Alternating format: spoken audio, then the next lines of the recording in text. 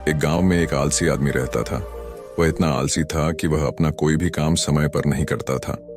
वह अक्सर सुबह देर तक बिस्तर में पड़ा रहता और फिर जब उठता तो कभी यहाँ बैठता, कभी वहां बैठता, कभी इससे बातें करता तो कभी उससे बातें करता, कभी बच्चों के साथ खेलने लग जाता तो कभी सुबह सुबह ही गैर जरूरी काम करने लग जाता। तो इस तरीके से वह अपना सुबह का समय व्यतीत कर देता और फिर जब दोपहर नजदीक आने लग जाती तो सोचता कि अब तो दोपहर होने वाली है, इसीलिए स्नान करके पहले भोजन कर लेता हूं, फिर काम करूंगा। फिर जब वह भोजन कर लेता तो सोचता अभी थोड़ी देर आराम कर लेता हूं, फिर काम में लग जाऊंगा। जब वह आराम करने के लिए लेटता तो उसे नींद आ जाती और वह 1.5-2 घंटे की गहरी नींद में चला जाता। जब वह नींद से जागता तब तक शाम का समय नजदीक आ जाता और वह सोचता अभी थोड़ी देर में काम शुरू करूंगा, लेकिन आदत से लाचार वह फिर कोई गैर जरूरी काम पकड़ लेता या फिर किसी मित्र या पड़ोसी से गप्पे मारने लग जाता या फिर कहीं आसपास घूमने निकल जाता। इस तरीके से उसकी शाम भी बीत जाती और रात आ जाती। रात में भोजन के पश्चात जब वह सोने के लिए जाता तो वह आत्मग्लानि से भर जाता। उसे यह सोचकर बड़ा दुख होता कि मेरा आज का दिन भी यूं ही बर्बाद हो गया। वह रात को यह निश्चय करके सोता कि मैं कल सुबह जल्दी उठकर अपने काम पर लग जाऊंगा, किसी प्रकार का टाल मटोल नहीं करूंगा और ना ही आलस्य करूंगा। लेकिन जब सुबह होती तो उसका आलस्य फिर उसे घेर लेता। उसका बिस्तर छोड़ने का मन नहीं करता। वह देर से उठता और आदतन वह सारे काम करता जो उसने पिछले दिन किए थे। तो इस तरीके से वह आलस्य और टाल मटोल के चक्र में फंस चुका था। ऐसा नहीं था कि वह कुछ करना नहीं चाहता था या फिर आलस्य के अपने इस चक्र को तोड़ना नहीं चाहता था। वह कई बार आलस्य के इस चक्र को तोड़कर अपने महत्वपूर्ण कामों को करने में जुट भी जाता था, लेकिन वह अपनी इस नई आदत को लंबे समय तक कायम नहीं रख पाता था और फिर से अपनी वही पुरानी टाल मटोल की आदत में फंस जाता था। उसके इस आलस्य और काम को टालने की आदत से उसके साथ साथ उसके घर वाले भी बहुत परेशान थे, क्योंकि वह उन कामों को भी टाल रहता था जिससे उसका घर चलता था। खेती उसकी आय का एकमात्र स्रोत थी, लेकिन वह खेती के कामों में भी टाल मटोल करता रहता था। वह ना तो समय पर जुताई बुवाई करता, ना ही फसलों की सही से देखभाल करता और ना ही समय पर फसलों को पानी देता, जिससे उसकी फसल औरों के मुकाबले कम होती थी और वह उससे उतनी आय नहीं कर पाता था जिससे उसके घर का खर्च आसानी से चल सके। घर में पैसों की कमी की वजह से अक्सर उसे पत्नी के गुस्से और तानों का सामना करना पड़ता था और कभी कभी तो बात लड़ाई तक भी पहुंच जाती थी, जिससे अब वह बहुत परेशान रहने लगा था। लेकिन वह चाहकर भी अपने इस मानसिक आलस्य के दुष्चक्र को तोड़ नहीं पा रहा था। एक दिन ऐसे ही वह अपने घर के बाहर बैठकर अपने आलस्य से बाहर निकलने का तरीका सोच रहा था कि तभी अचानक उसकी नजर अपने घर से कुछ दूरी पर बने मंदिर में रहने वाले महात्मा जी पर पड़ी। महात्मा जी को देखते ही उस आलसी व्यक्ति को महात्मा जी की अनुशासित दिनचर्या की याद आ गई।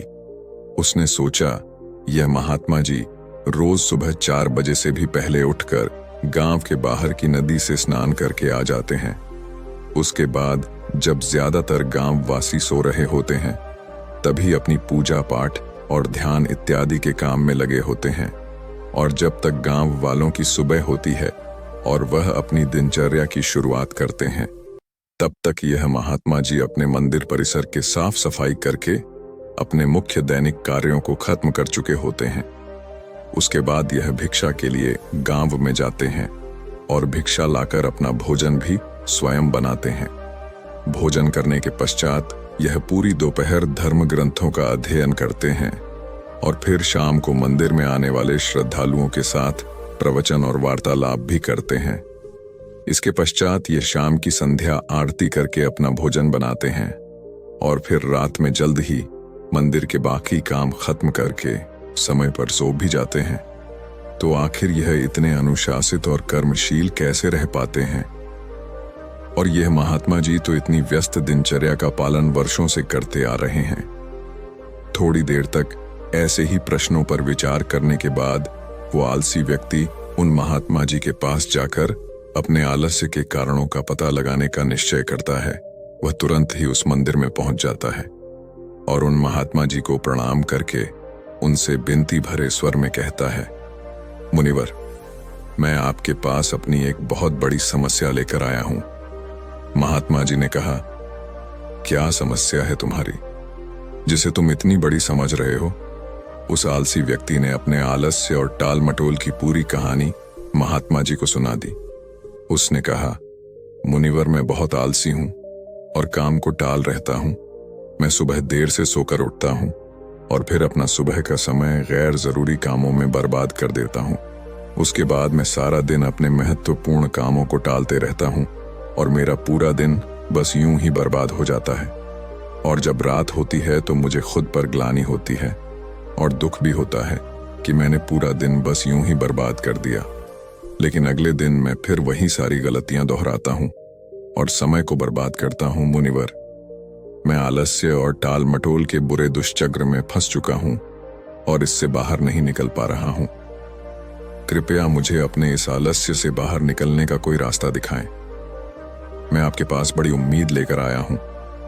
उस आलसी व्यक्ति की बात पूरे ध्यान से सुनने के बाद महात्मा जी ने कहा, आलस्य वह सुख है जो हमें दुख ही दुख देता है। कार्य या परिश्रम करने की क्षमता होने के बावजूद उस कार्य को न करना या उसे करने में टाल मटोल करना ही आलस्य करना कहलाता है। और यह आलस व्यक्ति को कहीं का नहीं छोड़ता। तुम्हारी आलस्य और टाल मटोल का सबसे बड़ा कारण तुम्हारी सुबह की खराब दिनचर्या है, क्योंकि तुम अपना सुबह का कीमती समय ही व्यर्थ के कार्यों और टाल मटोल में बर्बाद कर देते हो, जिससे तुम्हारे दिन की शुरुआत ही खराब होती है। और फिर जैसे जैसे दिन गुजरता है तुम्हें लगने लगता है कि तुम्हारा आज का समय भी बर्बाद हो गया। फिर तुम्हारा मन और भी ज्यादा आलस्य और टाल मटोल करने लगता है, जिससे तुम्हारा बाकी का समय भी यूं ही बर्बाद हो जाता है और तुम कुछ भी महत्वपूर्ण पूर्ण नहीं कर पाते और इस आलस्य के चक्र में फंसकर रह जाते हो। अगर तुम अपने सुबह को जीतना सीख लो, अगर तुम अपने सुबह के समय का सदुपयोग करना सीख लो, तो तुम्हारा बाकी का दिन आसानी से संभर जाएगा। लेकिन सुबह को जीतना इतना आसान नहीं है। इसके लिए तुम्हें कुछ महत्वपूर्ण आदतों को अपने सुबह की दिनचर्या में शामिल करना होगा और उनका दृढ़ता से पालन भी करना होगा। तो आज मैं तुम्हें सुबह की ऐसी 7 आदतों के बारे में बताऊंगा, जिनको अगर तुमने अपने सुबह की दिनचर्या में शामिल कर लिया तो न केवल तुम अपने आलस्य और टाल मटोल से छुटकारा पा लोगे, बल्कि एक अनुशासित और मजबूत व्यक्तित्व वाले इंसान भी बन जाओगे। तो इन 7 आदतों के बारे में ध्यान से सुनना। सुबह की पहली आदत जो तुम्हें अपनानी है वह है ध्यान का अभ्यास। चित्त को एकाग्र करके किसी एक वस्तु पर केंद्रित कर देना ध्यान कहलाता है। ध्यान करने से आत्मिक तथा मानसिक शक्तियों का विकास होता है। अगर तुम रोज सुबह बैठकर 10 से 15 मिनट सिर्फ अपनी सांसों पर ही ध्यान लगाओ, आती जाती सांसों को देखो कि जब सांस तुम्हारे अंदर जाती है तो पेट कैसे फूलता है और जब वही सांस बाहर निकलती है तो पेट कैसे पिचक है। देखो कि सांस पेट से चल रही है या सीने से सांस दाएं नाक से ज्यादा चल रही है या बाएं नाक से। तुम जब अपनी सांसों के प्रति जागरूक हो जाओगे तो यही ध्यान प्रक्रिया बन जाएगी और इस आदत को अपनाकर तुम्हारे अंदर जागरूकता और एकाग्रता बढ़ेगी और तुम देखोगे कि तुम पूरे दिन शांत, प्रसन्न और जागरूक रहोगे। तुम जो भी काम करोगे उसे पूरी एकाग्रता के साथ करोगे और तुम्हारे लिए वर्तमान में रहना बहुत आसान हो जाएगा। तो यह बहुत ही आसान लेकिन बहुत ही ज्यादा प्रभावशाली आदत है, इसीलिए इसे जरूर अपनी सुबह की दिनचर्या में शामिल करो। सुबह की दूसरी आदत है धन्यवाद प्रकट करना। सुबह का माहौल शांत और खुशनुमा होता है। इस समय प्रकृति में एक अलग ही पवित्रता और ऊर्जा फैली रहती है, तो यह बिल्कुल सही समय है आभार प्रकट करने का। तुम्हारे जीवन में जो भी अच्छी चीजें, अच्छे लोग या अच्छी परिस्थितियां हैं जिनसे तुम्हें खुशी मिलती है, उन सब के लिए इस ब्रह्मांड को या उस ईश्वर को जिसे तुम मानते हो धन्यवाद कहो। यह सब तुम्हें देने के लिए उसका आभार प्रकट करो। जब हम अपना दिन धन्यवाद के भाव से शुरू करते हैं तो सारी बाधाएं अपने आप हटने लग जाती हैं और नए अवसरों के द्वार खुलने लग जाते हैं। फिर हम शिकायत के प्रति नहीं बल्कि कुछ बनने और कुछ करने के प्रति आकर्षित होते हैं। धन्य के भाव से भरे व्यक्ति के अंदर से नकारात्मक विचार और दुख खत्म होने लगते हैं और वह अपनी सफलता के लिए नए रास्ते खोजने लगता है। आभार प्रकट करने से मन में सकारात्मकता और खुशी का स्तर बढ़ता है, जिससे मानसिक रोग और मानसिक विकार दूर होने लगते हैं। जीवन से असंतोष और कमी की जो भावना होती है वह सारी खत्म हो जाती है।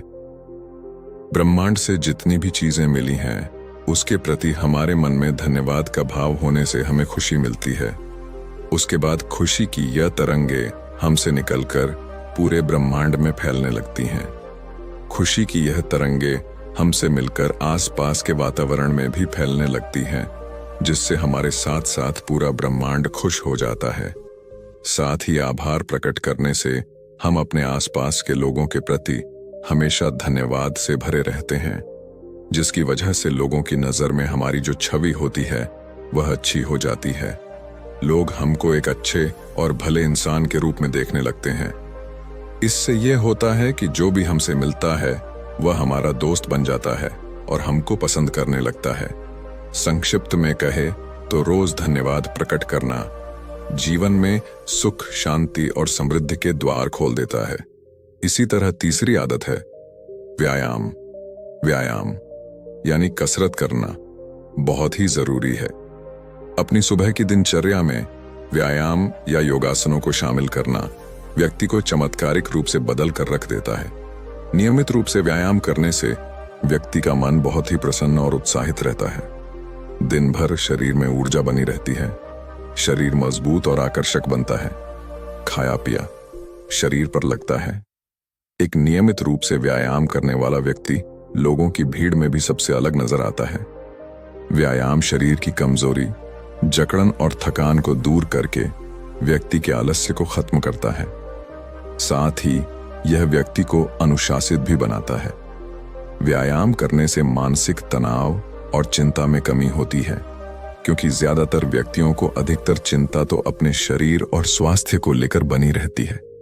लेकिन व्यायाम करने से व्यक्ति का शरीर स्वस्थ बना रहता है, इसीलिए उसकी चिंताएं और परेशानियां भी कम हो जाती हैं। तो तुम्हें अपनी दिनचर्या में व्यायाम को जरूर शामिल करना चाहिए, और वो भी कम से कम 30 मिनट रोज। सुबह की चौथी महत्वपूर्ण आदत है अच्छी किताबें पढ़ना। दुनिया में जितने भी महान और सफल लोग हुए हैं उन सब में एक आदत होती है कि वो सभी अच्छी किताबें पढ़ने के शौकीन होते हैं। वो अपने काम या शौक से जुड़ी किताबें पढ़कर लगातार कुछ नया सीखते रहते हैं, जिससे वह दूसरे लोगों की तुलना में बहुत आगे निकल जाते हैं। किताबों को पढ़ना भी एक ध्यान है। जब हम अपनी मनपसंद किताबों को पढ़ने में इतना खो जाते हैं कि हमारा अपनी आसपास की घटनाओं पर ध्यान ही नहीं रहता, तो यह भी एक ध्यान प्रक्रिया बन जाती है। इसीलिए जिन लोगों को ध्यान करने में समस्या होती है उन्हें अपनी मनपसंद किताबें पढ़नी शुरू कर देनी चाहिए। किताबें पढ़ने के बहुत से फायदे हैं, जैसे इससे एकाग्रता बढ़ती है, दिमाग तेज होता है, तनाव कम होता है, जानकारी बढ़ती है, बात करने, बोलने और लिखने की कला विकसित होती है, कल्पनाशीलता बढ़ती है, याददाश्त बढ़ती है, अच्छी नींद आती है, अकेलापन दूर होता है और यह हमें एक बेहतर इंसान बनाती है। इसीलिए तुम्हें हर दिन सुबह या रात में सोने से पहले किताबें जरूर पढ़नी चाहिए। सुबह की 5वीं आदत है लक्ष्य निर्धारित करना। सुबह सुबह हमारा मन ज्यादा शांत और स्पष्ट होता है। हम ज्यादा स्पष्टता के साथ सोच सकते हैं। इसीलिए दिन भर में क्या क्या काम करना है, कौन सा काम किसे सौंपना है या किस नए काम की शुरुआत करनी है, इन सब चीजों की योजना सुबह सुबह ही बना लेनी चाहिए। लक्ष्य निर्धारित करना इतना जरूरी क्यों है? क्योंकि हमारा मन इतना चंचल होता है कि वह एक दिशा में आगे बढ़ने के लिए तैयार नहीं होता, बल्कि जो मन को अच्छा लगता है उसी दिशा में कार्य करने के लिए हमें मजबूर करता रहता है। मन की इच्छाएं मौसम की तरह होती हैं, जो हर कुछ समय अंतराल के बाद बदलती ही रहती हैं। इसीलिए मन की इन इच्छाओं को नियंत्रित करने के लिए लक्ष्य को निर्धारित करना बहुत आवश्यक होता है। जब हम लिखित रूप में अपना लक्ष्य निर्धारित कर लेते हैं तो हमारा लक्ष्य हमें एकदम साफ साफ दिखाई देने लगता है और लक्ष्य निर्धारण के द्वारा हम अपने मन पर काफी हद तक काबू भी पा लेते हैं। लक्ष्य निर्धारण के द्वारा हमें अपने मन को एक कार्य में केंद्रित और एकाग्रचित्त करने में मदद मिलती है। सुबह की छठी आदत है पानी पीना। सुबह उठते ही 2-3 गिलास पानी पीना शरीर के लिए अमृत का कार्य करता है। सुबह सुबह पानी पीने से पेट अच्छे से साफ होता है। शरीर में रात भर में जो भी पानी की कमी हुई है उसकी पूर्ति हो जाती है। सुबह अच्छे से पानी पी लेने से शरीर में दिन भर ऊर्जा और ताजगी बनी रहती है। सुबह ज्यादा पानी पीने का एक फायदा यह भी होता है कि फिर हमें दिन भर बार बार प्यास नहीं लगती। अगर शरीर में पर्याप्त पानी की मात्रा बनी रहती है तो इसके बहुत सारे फायदे भी होते हैं, जैसे इससे शरीर की अच्छे से सफाई हो जाती है, त्वचा चमकदार और सुंदर दिखती है, दिमाग तेजी से कार्य करता है, पाचन में सुधार होता है और शरीर का वजन नियंत्रित रहता है, जिससे शरीर को आलस्य और थकान कम होती है। इसीलिए सुबह उठकर गुनगुना पानी पीना बहुत ही अच्छी आदत है। सुबह की 7वीं अच्छी आदत है कि सुबह का नाश्ता अच्छा और पौष्टिक हो। नाश्ता हमारे दिन का पहला भोजन होता है, इसीलिए इसका पौष्टिक और अच्छा होना बेहद जरूरी है। अगर हम सुबह सुबह ही ज्यादा भारी तेल युक्त या कोई ऐसा नाश्ता कर लेते हैं जो हमारे शरीर के लिए अच्छा नहीं है तो हमें सुबह सुबह ही भारीपन और आलस्य महसूस होने लगता है, जिससे हम अपने कामों पर सही से ध्यान नहीं दे पाते।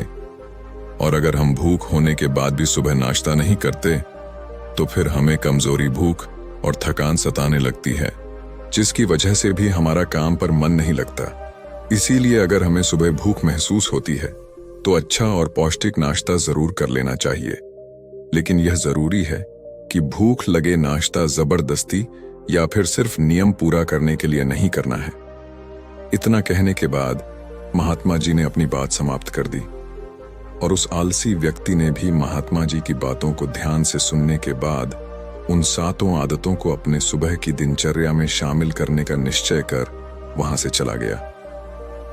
दोस्तों, आज के समय में एक और बुरी आदत है जिसकी वजह से लोगों के सुबह की दिनचर्या खराब हो जाती है, और वह आदत है उठते ही मोबाइल फोन पर लग जाना। आजकल तो लोगों के सुबह की शुरुआत ही मोबाइल के साथ होती है।